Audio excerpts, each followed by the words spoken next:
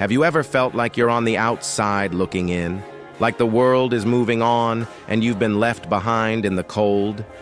Today, I want to tell you a story about that very feeling and how the smallest flicker of hope can change everything. It's the story of Alara and the ember that refused to die. In a village nestled between frost-bitten mountains, Alara was an outcast. She didn't fit the mold, her dreams were too different, her spirit too quiet for the boisterous world around her. Every day felt like a struggle against an icy wind, her own inner warmth dwindling with each passing glance of indifference. She felt unseen, her own flame dimming into a faint, barely there glow. One day, seeking refuge from the biting cold and the even colder stairs, she stumbled upon a forgotten shrine at the edge of the woods. It was a relic of a time long past, covered in ivy and dust, a place everyone else had abandoned. Inside, amidst the shadows and silence, she saw it. A single tiny ember clinging to life in a stone hearth. It was so small, so fragile. It looked as if a single breath could extinguish it forever. It pulsed with a faint, almost imperceptible warmth, a lonely survivor in a place of decay. Looking at that ember, Alara saw a reflection of herself, small, overlooked, and fighting a silent battle to keep from fading away completely. Something stirred within her. She felt a kinship, a responsibility to this tiny spark. It was a feeling she hadn't experienced in a long time. Purpose. She decided then and there that she would not let it die. Carefully, she cupped her hands around it, shielding it from the drafts. She gathered the driest twigs and fallen leaves she could find, breaking them into tiny, delicate pieces. Day after day, she returned to the shrine. It became her secret, her sanctuary. She would whisper stories to the ember, stories of her dreams, of a world where everyone had a place.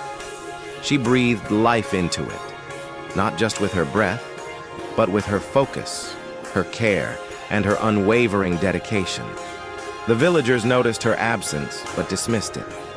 "Let the strange girl have her secrets," they'd say. "She's better off alone." They didn't see her tireless effort.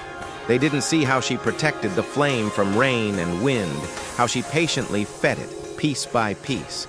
Slowly, miraculously, the ember responded. It grew from a weak pulse to a steady glow, and then into a small, dancing flame. The warmth began to push back the chill in the old shrine. The light cast away the deep shadows, revealing intricate carvings on the walls that no one had seen for generations. The fire wasn't just a fire, it was a beacon of her persistence. One bitter evening, a fierce blizzard descended upon the village, colder and more ruthless than any in memory. The villagers huddled in their homes, their own fires struggling against the suffocating cold. Fear began to creep in as their fuel supplies ran low. It was then that someone remembered the strange glow from the abandoned shrine. Drawn by a desperate hope, a small group ventured out into the storm. What they found left them speechless. Inside the shrine, bathed in a warm, vibrant light, stood Alara, beside a roaring, confident fire. The warmth was immense, a stark contrast to the deathly chill outside. It was a fire born not just from wood, but from relentless hope and dedication. It was the result of hundreds of hours of patient nurturing from a single forgotten ember.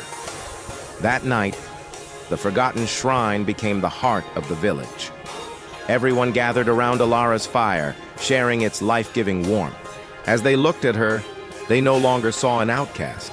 They saw a savior. They saw the living embodiment of the idea that one small, determined person could bring warmth back to the coldest of places. This story isn't just about Alara and a magical flame. It's about you. It's about that small idea you have, that passion you're afraid to pursue, that tiny ember of hope you're keeping alive inside you.